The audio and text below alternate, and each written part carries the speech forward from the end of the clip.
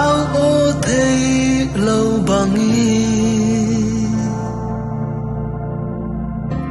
na lâu ca rùa liều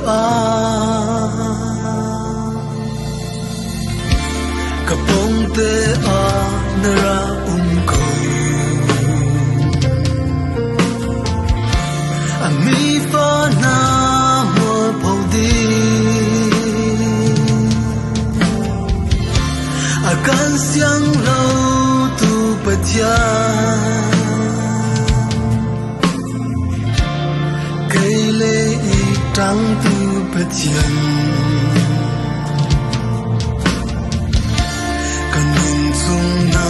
kan biak lai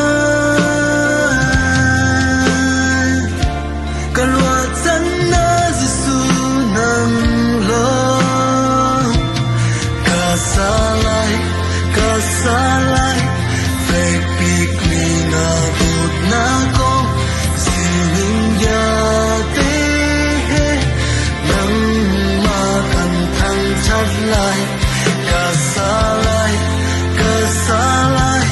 zum o tak na sina kong zum zalin ka au pilay abom na kwa ze indan kamulay ka rua liao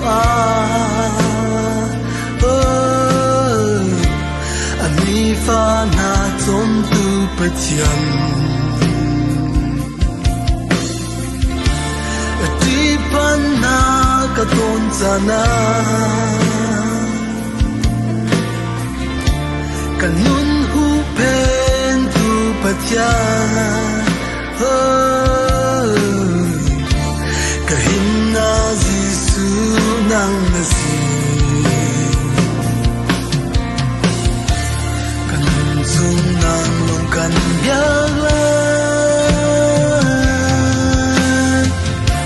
karuat sana Yesu nang lo kasalai fake ni na dot na ko sining ya te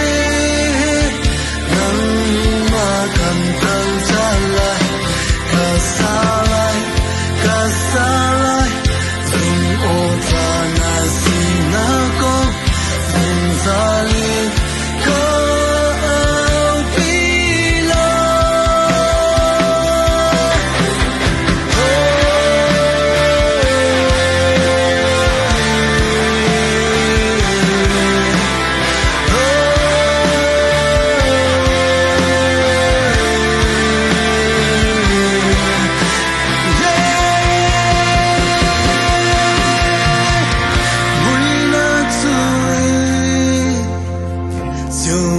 kalam soi tu